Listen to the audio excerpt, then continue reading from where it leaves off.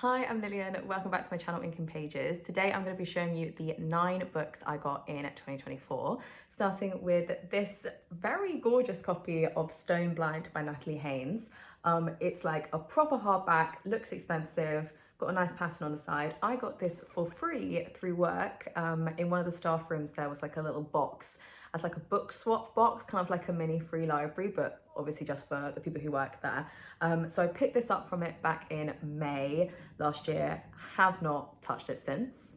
But I'm really into mythology. I do have a soft spot for, classical like Greek and Roman mythology, although actually my first true love with folklore and mythology was the ancient Egyptian myths. So one day I'll return to my roots. But I have another book by Natalie Haynes already on my TBR actually. That one is A Thousand Ships, and that is, I think, about Helen and the Trojan War. And I've also already read a book on Medusa by, I think, Jessie Burton the year before last, which was like quite good. So I'm hoping this will be at least as good, at least quite good, if not better. I'm hoping this will be more in the vein of Circe, which I really enjoyed, than more similar to, oh God, what was it? Ariadne, which I read a couple of years ago and really did not like. And I suppose the good thing about this is that if I like it, I can keep it on my shelves, and if I don't, I can put it back in the box at work. The next book I also got through work, and it is this copy of Arthurian Legends by Rosalind Kirvan, published by the National Trust, I'm just realising. I got this from work because a colleague who was leaving was clearing out their entire office, and it was very much the 11th hour, and they were in a throw everything in the bin kind of mood, including lots of books, and I was like, actually, can I take this one? So yeah, this is a completely random addition to my mythology and folklore shelves. Apparently it says 7 classic tales from Arthurian legend retold by a master storyteller. So that's exciting. I do like King Arthur. I recently read a book on the Celts actually, which got me more interested again in Celtic mythology and things like that. So yeah, very random addition, but glad I picked it up. Okay, these next 2 books I got both in Vienna during a holiday there last August.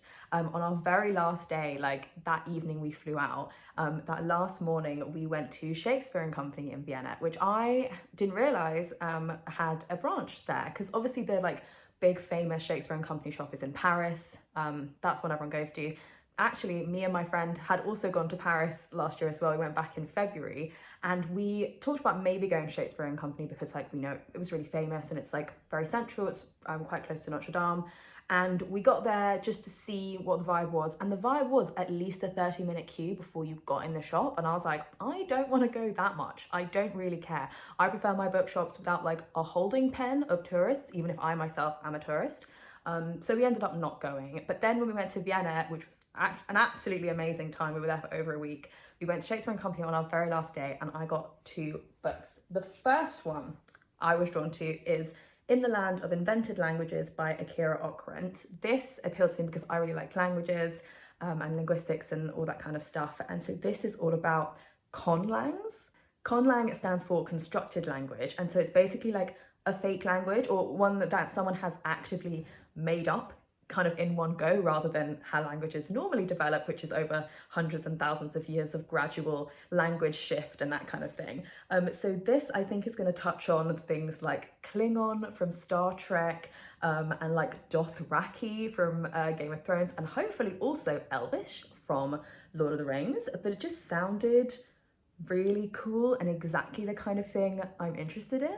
Unfortunately for me and my interest in languages, often it extends only to me buying a book that I think sounds interesting and then putting it on my languages shelf, and never touching it again. I'm hoping I can break that curse with this one because it just sounds so interesting, and it sounds quite not dense as some of the other books, language books I own, are giving the impression of. So I'm hoping I can just pick this one up every now and then, and it'll be like just really interesting and exactly the kind of thing I like to read about. The next book I got is maybe my favourite book I've bought in years.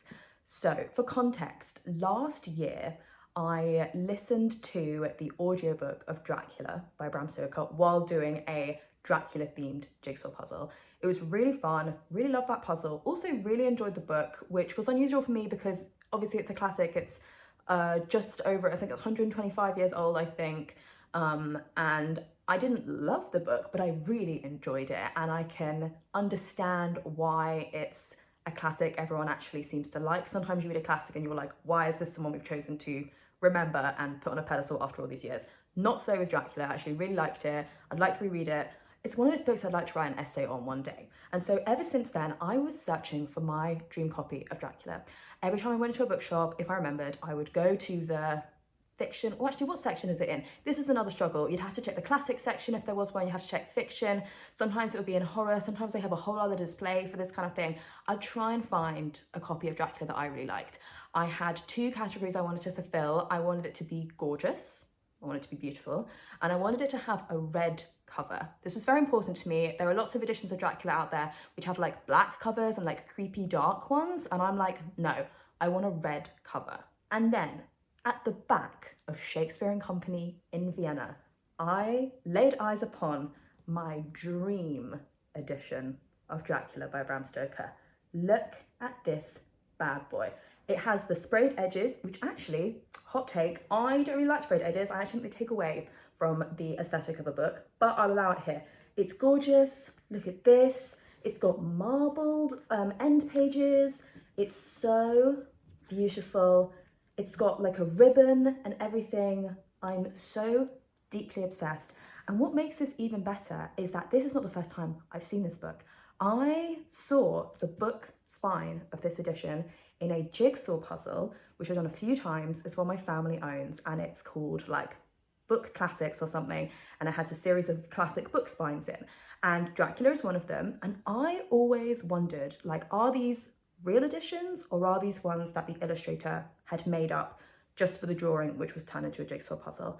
And then in August 2024, can I remember the day? Maybe the 23rd of August 2024, walked into Shakespeare and Company, milled around for 5-10 minutes, made it to the back, looked down, it was on a low shelf, I remember, saw the spine and was like, oh my God, that's it. This is the one. This is the one. This is the moment. This is what my entire life has been leading up to. And I bought it. It was 25 euros, but I can pay 25 euros to fulfill a dream. I then had to cram it into my suitcase to get it home, but I am so pleased. I'm actually so thrilled. This is the number one thing I was excited about. Out of all the books I got last year, this is it. This is number one. I think I've peaked. I don't think I can ever top this. Okay, bringing it down again. Next, very much on the other end of the like excitement, fancy, life-altering spectrum, I randomly saw this copy of 0 Days by Ruth Ware in a charity shop. It was a St. Christopher's Hospice charity shop in London, and it was like £3. I can see, I don't really know what this is about. I think this is about a couple who like break safes. They break into buildings and hack security systems, I'm guessing to like test them. And then the husband either dies or goes missing. He dies and she has to solve it. And it sounds more like a action-packed thriller than something slow-paced and intriguing. I don't always love Ruth Ware's books, but I know that I enjoy her writing, and so I'm gonna just keep picking them up randomly for £3 in charity shops when I see them. So yeah, excited to add this to my TBR. I got it in like October or November last year. Okay, these next 4 books I got all kind of around Christmas. This first one I actually bought for myself. It is The Celts, A Very Short Introduction by Barry Cunliffe. Context on this one, I recently finished a book called The Celts Search for a Civilization by Alice Roberts, which was quite interesting. And it was more about like the archaeology about how we know what we know rather than just being about the Celts, which is kind of what I thought it was when I bought it. But it was still quite interesting. And in the last chapter, it had like some recommended reading suggestions, and this was one of them. And I thought, excellent, a tiny little short book that can give me a very short introduction to Celts. Let's do it. I got this in the big Waterstones at Piccadilly. I went there to collect a click and collect order for some Christmas shopping for my family, and was like, to treat myself because I know it's going to be stressful. It was a Friday in mid-December in the Piccadilly branch, which is not very fun. And I thought, to treat myself, I'm going to go and pick up this order, and then I'm going to go and find this. And yeah, just a cute little book. And then these last 3 books I actually all got for Christmas. So starting off with All Systems Red by Martha Wells. I think my brother got me this one. I've already read it. It is the first book in the Murderbot Diaries series. So it's sci-fi book set in the future with sorts of robots and androids helping with stuff. And then the main character in this is a robot who kind of hacks themselves to escape the like sort of programming that humans have put in and to give themselves sort of freedom of thought to do what they want. And they decided to start calling themselves Murderbot, kind of jokingly, because like now if they wanted to they could murder a human, but actually they are much more content to just keep themselves, not tell anyone they've hacked themselves and are off the grid basically, but they just want to keep themselves, be slightly sarcastic in their inner monologue and watch TV. And it was fun. I've already read this. I've actually read all 3 of these last books because I only put books on my Christmas list that I'd already read. But next, this one was definitely from my brother. That one I think was from my brother. I got this edition of The Hobbit. I listened to the audiobook of this last year, not for the first time. I've read the book ages ago, but I specifically wanted for Christmas an edition of The Hobbit that had mountains on, because the copy we have at home that I first read when I was a kid, I think it was my dad's copy from the 70s, and it was very similar to this, not exactly like this, but it had like the green and blue mountains on. And so I always thought that the Hobbit book should have mountains on. I know there are loads of different editions, but in my opinion, that is what the book looks like. So I specifically wanted this one. And I think this also has it's got the classic map in it, obviously, but it also has some illustrations. If I can find one, there we go. It has like full page. So that one's just a black and white one. But I think there's also ones on fancy glossy paper with colour illustrations as well. So that's Rivendell. And I think it's just very gorgeous. And I was very pleased to finally have my own copy of it. And finally, from my sister, I have The Last Town by Isabel Greenberg. This is a wonderful graphic novel I read a couple of years ago. I read her copy of it and I really liked it, and so wanted one for myself. This is about the Bronte siblings, and so when they were little, they spent a lot of time writing stories and coming up with this magical world together called Glass Town. And so this novel sort of tells the story of that when they were kids and them coming up with this, and also revisits one of the siblings, it's either Charlotte or Emily, whoever died last, it's her, and her as an adult, and sort of looking back on that time. And I remember just really, really enjoying this. I'd actually really like to reread this. I'm thinking it might be my first read of 2025. And yeah, it's a very like hefty, heavy book. And again, I feel like I've said this for all of these, but one I'm very glad to finally have my own copy of. So that is all of them. Thank you so much for watching this video, and I'll see you in my next one.